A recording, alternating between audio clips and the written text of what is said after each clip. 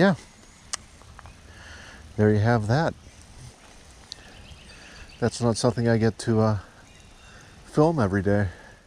It is July 23rd, 11:38 a.m. Late start today, busy week at work. So, heading out to Twin Lakes in Westmoreland County today.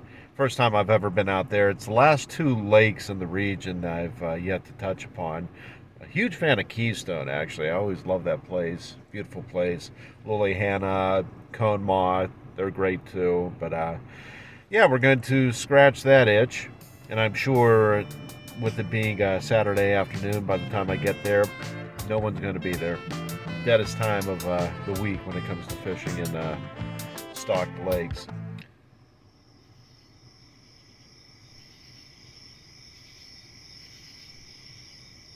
So my name is Jake Workmeister, and I love fishing.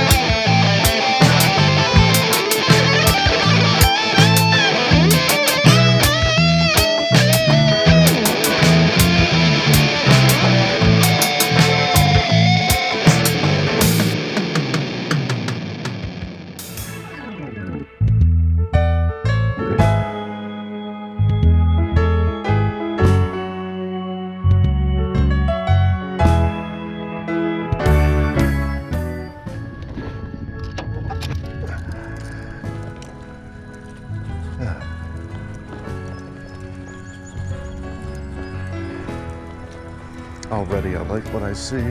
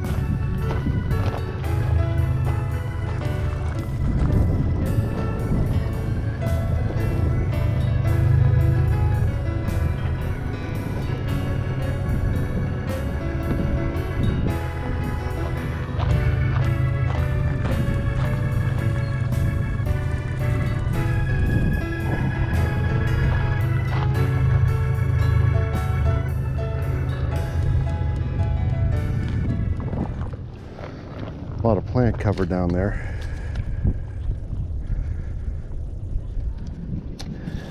I got an older ugly LP baitcaster reel on my rig today. Give that a try. Got a 20-pound braid on there. And I'm facing a headwind. So this is gonna go great. Brought my spinning reel with me just in case get myself into a knot I can't get out of. It's highly likely. We'll start out with a Strike King wacky rig. That's why I pulled that last bass in a few days ago.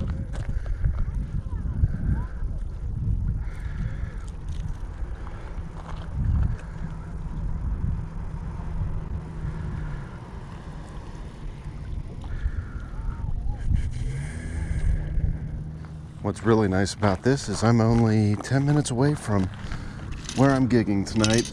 So it's about the same distance from the venue as Loyal Hannah from last week, or Keystone. Westmoreland County, you got a lot of great little spots.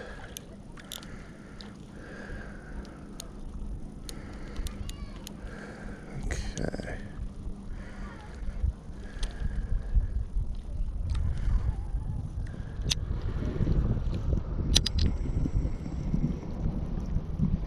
That should be good right there.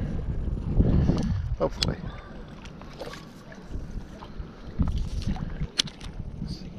First cast is a success.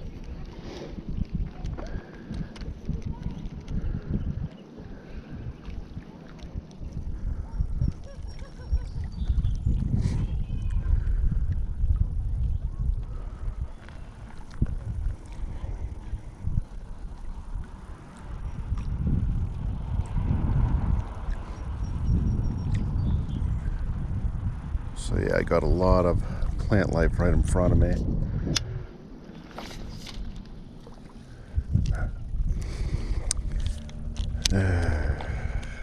There we have it. That might end this today.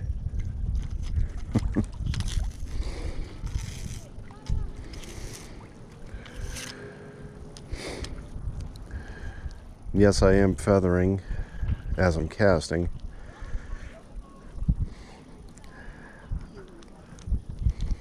To this one's credit, I should be able to see, that's at least doing what it should be doing. I couldn't underhand toss with the Abu Garcia. Nope, there we go. More knots, more knots. It's all in this new spool.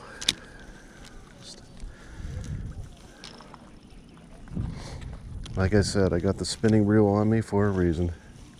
A buddy gave me this back in probably about February. I was using it to basically unspool spinning reels, put all the line back onto this.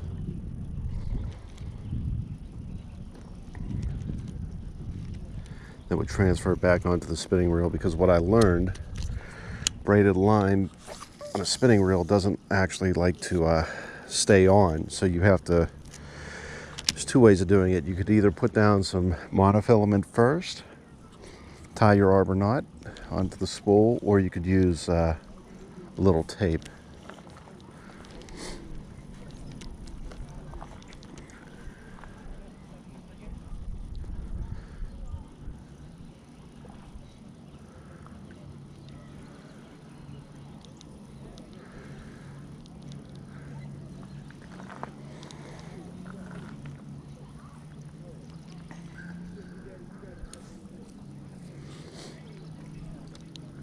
I have the wacky rig on weightless right now, but I might have to go to a Ned rig.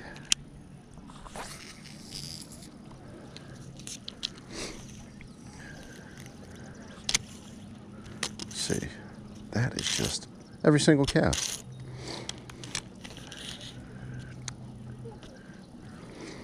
I was wondering how much more of a nightmare this would be with using a line that has no memory, and so far it's not disappointing. I'm going to incrementally tighten up the spool.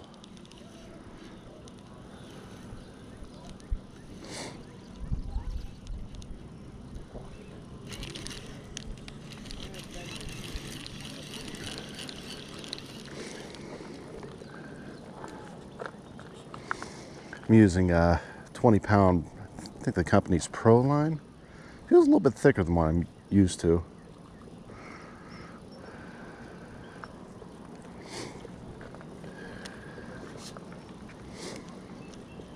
A little more wire-like.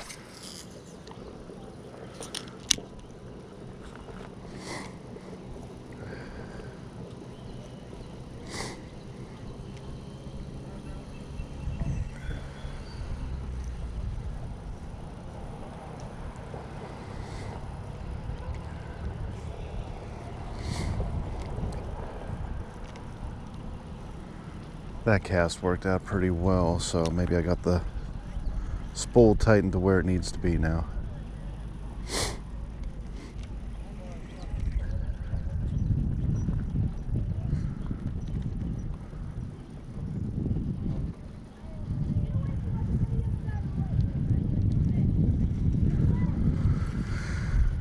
Now the question is, when I do that, can I do a little, okay, that's good. Little underarm pitches, things like that. So as far as control goes, I'm a much bigger fan of this reel than the Abu Garcia. It could be that 10-pound tri-lean on there, but the more and more I was using it, the more and more of a weird vibration I was getting out of it. And it felt mechanical. And, like I said in the last video, I know that there is a gasket on the outside of the spindle and the casing you have access to. Sometimes that comes loose and starts mucking up the entire mechanism. I absolutely checked that. It was fine, so there's another point of failure in there. As far as cheap bait casters go, I'd recommend bypassing the Easy Cast and go straight to the Abu Garcia Black Max. You could get the whole combo reel and rod for about 70 bucks at Walmart, 75 bucks. Spec for spec, the Black Max looks to be the nicest entry-level bait caster.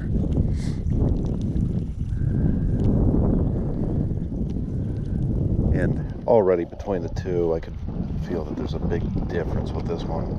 Once we ironed out those line issues.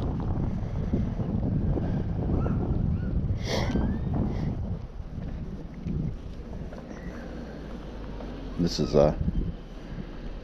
by no means state of the art, but Shakespeare's stuff just seems to last and last, so here we are. I could still find the spec sheet for this online. It's kind of funny.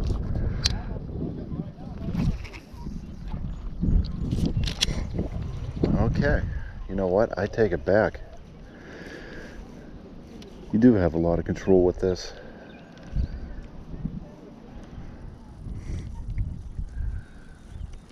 Now that the spindle is doing what it should be doing, it's definitely acting a lot more friendly to me than the Abu Garcia was. So I got more of this braid at home. Had a spool of like 300 yards, so I might try re-spooling it. Maybe, we'll see. Or the correct answer is I just use that as what I was using this for. Unspool other line that I'm having issues with and re-spool.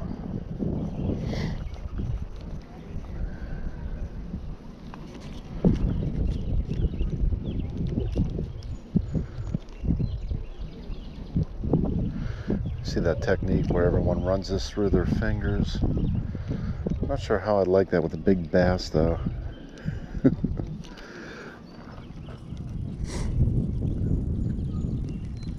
Bass hits. My rod should tell me exactly what I need to know. Alright, I felt the hits on this. It's definitely sensitive enough. The other issue, buddy Harry did point out, he's like, your left hand is having a harder time trying to set the hooks. It's not as, the muscle memory isn't quite there yet. That's why I'm using the exposed hook point today. Very sticky hook. He'll give me a hand so I don't have to rip through the rubber in order to get to the fish's lip.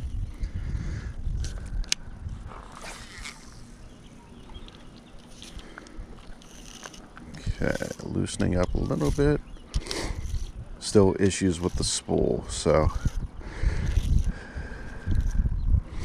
I have to check that the next time I hook one of these up, but I was putting that through about as tight as I could. There's no space in between the line.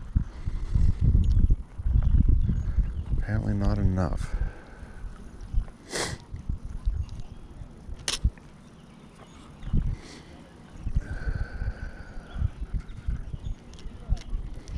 I'm supposed to get some rain later this evening, but I should already be indoors setting up a saxophone by then.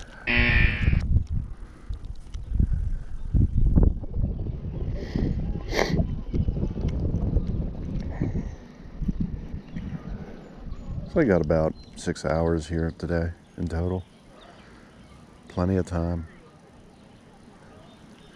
But yeah, this kind of reminds me of Keystone. Very pretty state park. Oh, there we go. Eh, eh, eh.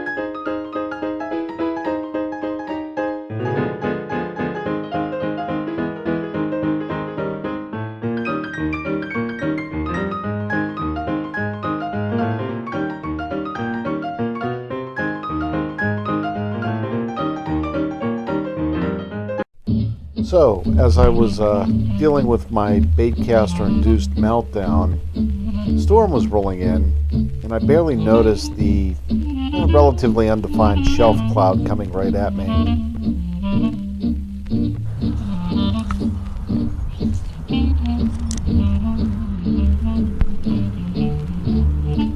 So that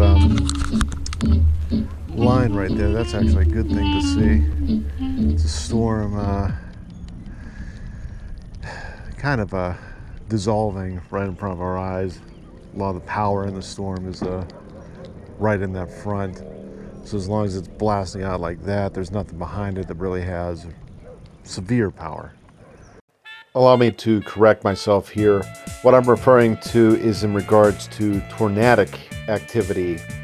A storm like this probably will not produce a tornado. However, it will produce gale force winds strong enough to knock down trees and other weakened structures. In fact, what I fail to realize is that this is one large bow echo on the radar. Oopsie doodles. We haven't had many thunderstorms this year. This is kind of a little welcome addition.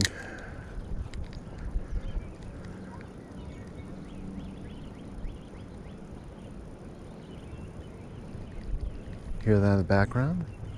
It's called the rains are coming.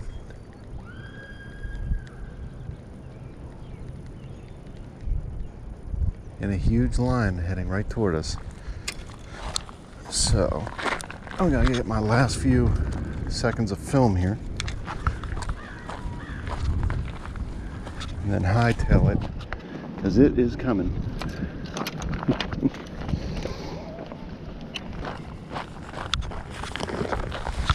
Gotta go right to that pavilion. And let me clarify something else. The pavilion will not protect me from a lightning strike. It simply will not. The lightning will go right through a tin roof of the pavilion, right through the cement foundation, and will fry anything in between.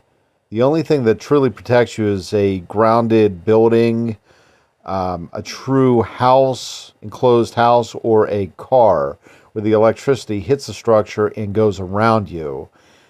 And by the way, these are facts that I had to remind myself of. In fairness, at this point, I did not see any lightning yet. So the only thing I knew I had to shelter myself from was definitive rain, definitive wind. As I'm doing that, now I got some extra time to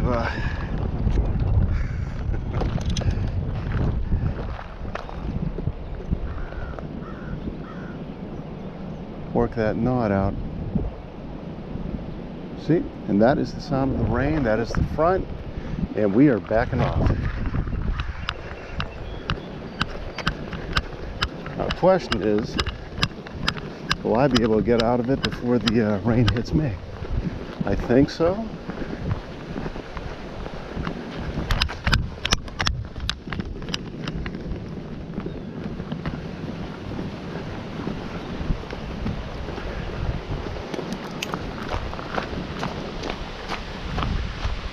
That is the front. By the way, this is a prime example of being smart enough to understand the science and too stupid to figure out how to put it into practical use. In short, I should have been walking away in this direction about 10 minutes ago.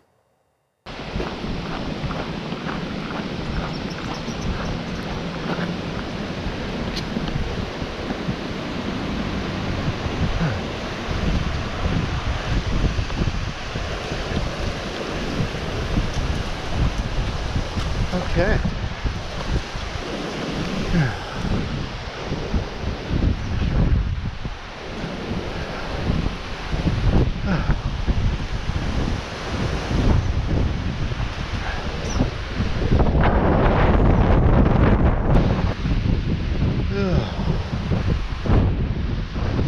Actually, not very much rain.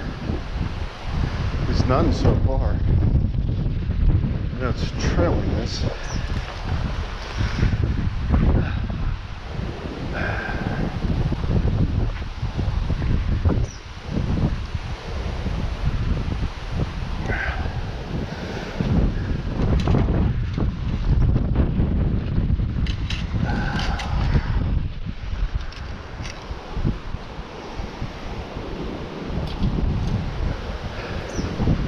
Usually the rain follows the wind like that. In this case, it's just the wind. So you saw the storm losing all of its power up at the top, and it takes a little longer for the wind to follow it down below. Now if that didn't happen, we would have a much more severe storm than what we're looking at right now.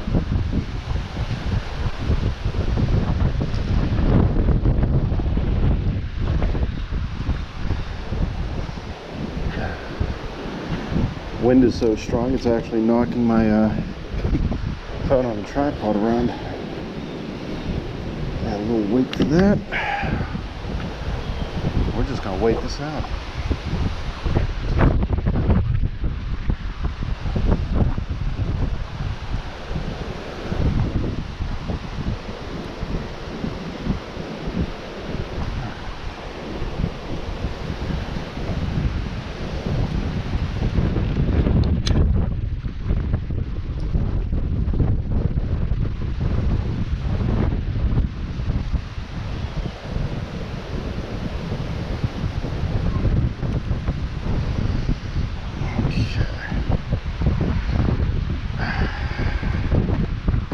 The only solution I see to this is a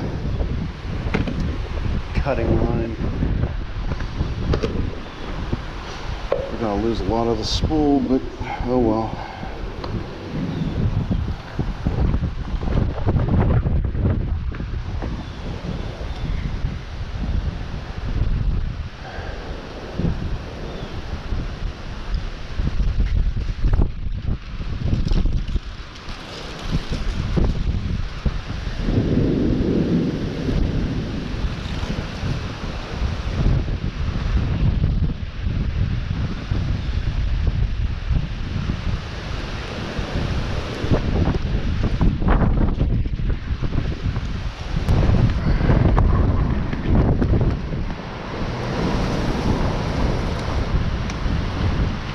Hi, gotta interrupt one more time. See, most people believe wrongfully that The thought is I could jump up on this picnic table and I will not be grounded. Yes, that is correct when you're dealing with low levels of electricity. We're dealing with 3 million volts, and the heat created from the electricity and plasma, it's actually hotter than the surface of the sun. At those temperatures and that much power, no, ungrounding yourself will not solve the problem. Like I said earlier, the only solution to electricity of this magnitude is to be in a fully enclosed shelter or motorized vehicle with the windows up. And I can't stress enough how stupid of a position this was for me to be in. Do not allow yourself to keep on fishing when you're in a thunderstorm like this. Don't do what I did here. It is extremely dangerous, and I should have been well ahead of this 15 minutes before the wind even kicked up.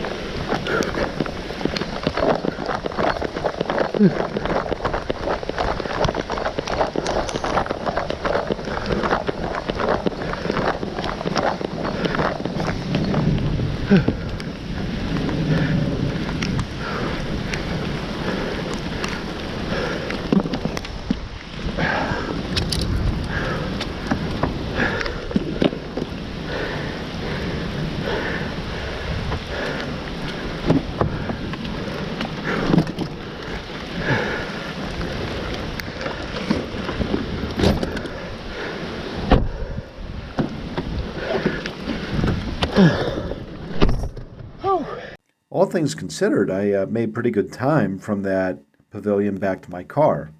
I'd like to take this time to thank the Loyal Hannah Outflow Gauntlet. After a hard day of fishing, challenge yourself to 70 degrees. 1,600 steps. A real man doesn't need those rest benches. 2 flights of steps. Come on, run like there are wolves after you, you wimp. You might want to rethink your diet. When was the last time I had an ectocardiogram? Come on, you could carry your equipment, you wimp. All can be found at the Loyal Hannah Outflow Gauntlet. Loyal Hannah Lake, not responsible for sudden heart attack, stroke, or death. Medical emergency, call 911. Brought to you by the PA Boat and Fish Commission.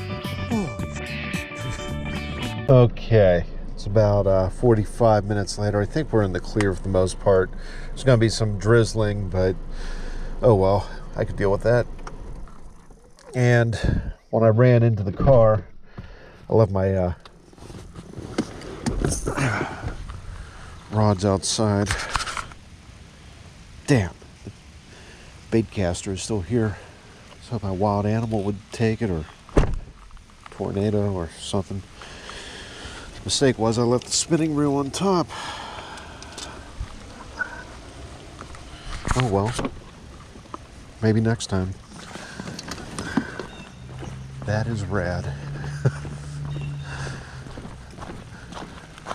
It's also why I was taking shelter in the pavilion. The initial wind hit. I was more worried about the trees falling on me than I was lightning.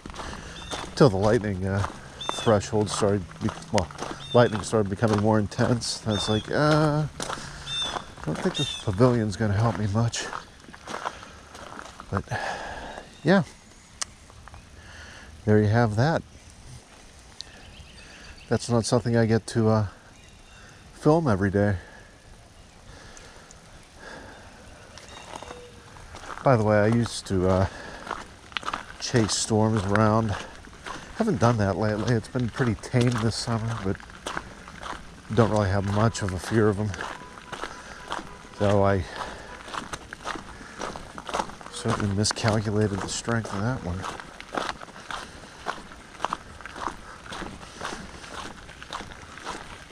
Always consult your radar. Those guys next to me, they're using live redworms and they're complaining that they weren't getting any hits.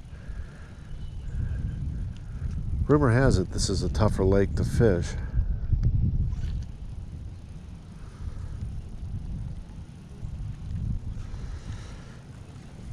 I see signs of life out toward the middle, seeing things jumping around, but yeah, so far it's been pretty slim pickings. At this point in time, I decided to send my second GoPro down into the depths. And while it was murky, it was proven that there were signs of life down here. So I'll be posting another episode of the B-roll to show you exactly what was going on during this time.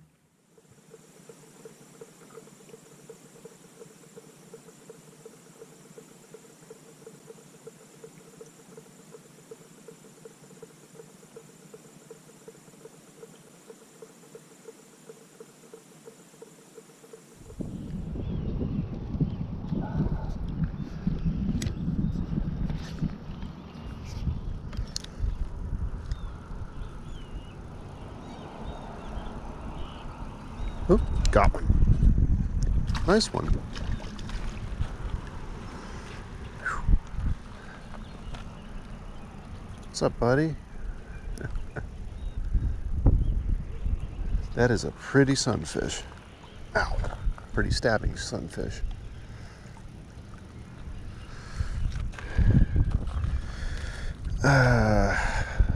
Pumpkin seed, if I'm not mistaken.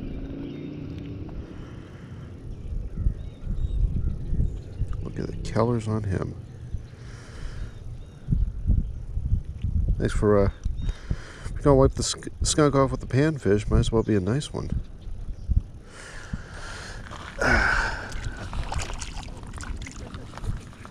This rain wasn't even supposed to be here according to the radar.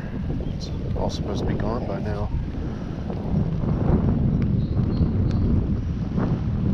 Oh well. One of them days. Curse of the bait caster.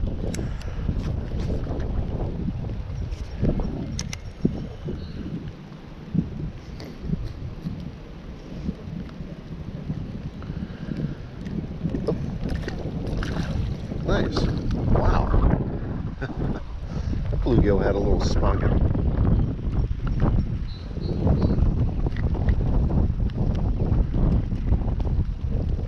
Okay, buddy. Wow, you're warm. Nice gill. Let's get that hook out of you and get you back in too.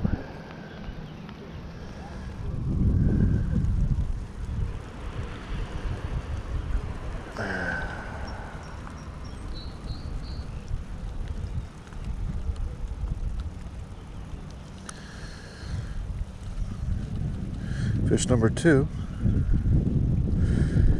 He beat his tail off of something down there. Was that some type of growth or something? It's between you and yourself, buddy. Practice safe fish. Anything biting? Couple sunfish. They're jumping, yeah. Just not taking.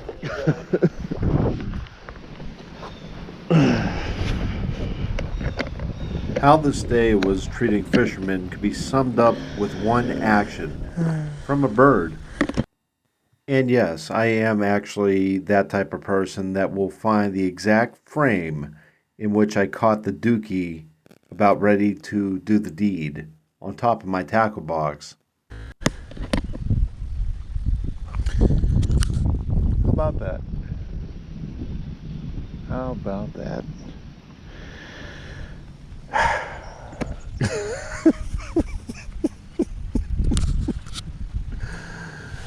Oh man, that almost hit me.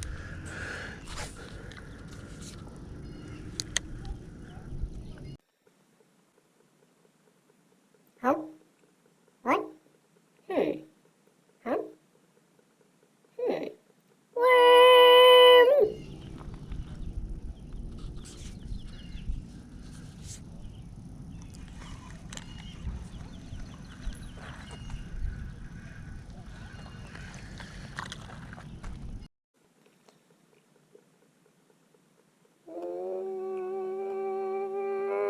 What the world is trying to do? What?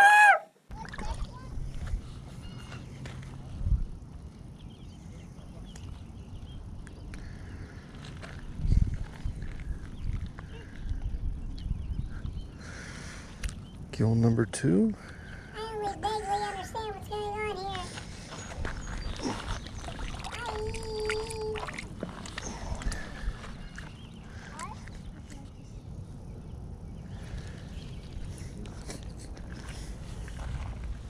Something keeps popping by this bush. I want to see what it is. Probably a bluegill. Nope, yep, I'm looking. It's a couple of them.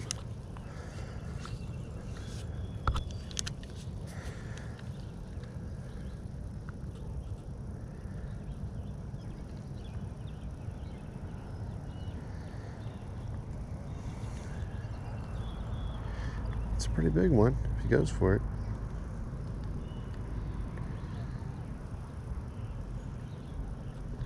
He went for it.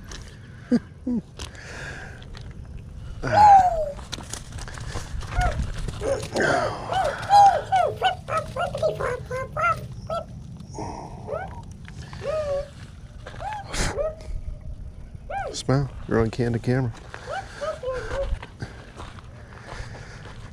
He's probably going to be the last one of the day.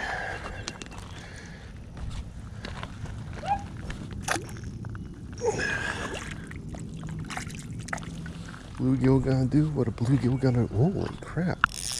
Monstro bluegill.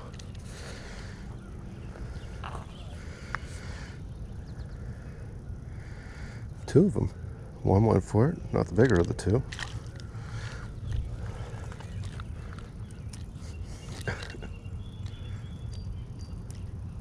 Where were you guys all day? Okay.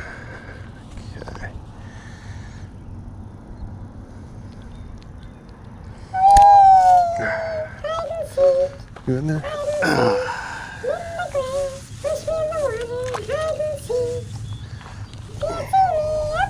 Yep, he's in. Okay. Now that you spooked your presumably mate, maybe. Let's see if I can get that other one.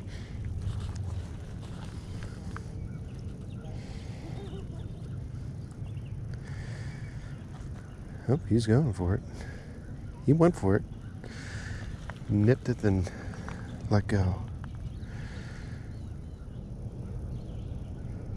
What in the world? Something else down there.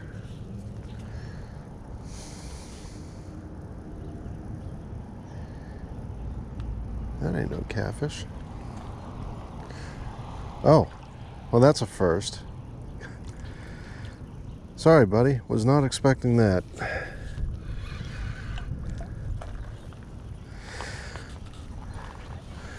That's my PB best turtle because it's the only turtle I've ever caught. So, regarding turtles. Yeah, you see that right there? That's probably for the best. So long. So I'm so disappointed that I didn't manage to get this snapping turtle in frame. For one, I was impressed that he actually went after a rubber worm. For two, he was very excited to see me. I mean, well, this is a stock footage file, but yeah, look at this little guy. They smile and they're so happy to see you, and he's trying to make like laughing noises, kind of sounded like a hiss. So, a quick synopsis for the rest of the evening. The gig was canceled because the power was knocked out at Spiel's. Finally kicked back on about 20 minutes after we were supposed to start. I ended up hooking into and losing 2 bass, which totally my fault. They were smaller too, so no loss there. But beautiful lake. Well, this was one for the record books. First off, I was told this is a difficult place to fish over the summer. And yeah, it lives up to that reputation. The water, I guess, becomes a little bit cloudy and just kind of stagnant. Mosquitoes loved it. But overall, beautiful place. But the only thing I saw being pulled out were panfish. I missed the only bass that was in here. I saw him like, he's a tiny little thing, but oh well. You'll have that. There's still a guy out here catfishing. I know they're in here. I've seen the pictures, but it was just a very weird day. But panfish that we caught were pretty quality, nice quality. And I wasn't expecting to, I used to chase storms all the time, and this is the first time that the storm came and chased me. So that was a lot of fun. And, well, So I ended up stopping by Spiel's on my way home, and their power did come back on, so I grabbed some dinner. Namely because they're one of the only restaurants in the area that has a legit catfish sandwich, and it is delicious. So if you're in the neighborhood, stop on by and tell Dan Spiel that I said hi. And interestingly enough, as I was leaving, I heard something very loud, an engine roar next door to the bar. So I checked it out, and I was very surprised.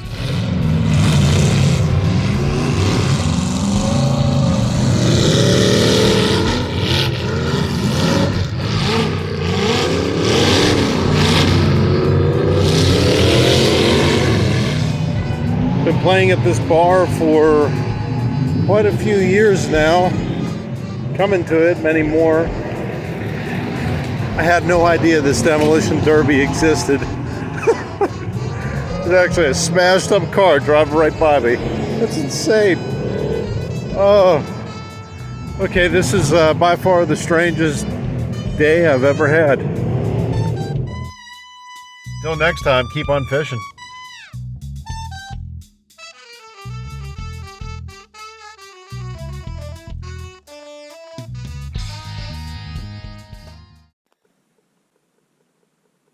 Hey, be sure to like and subscribe and share with your friends. Bye!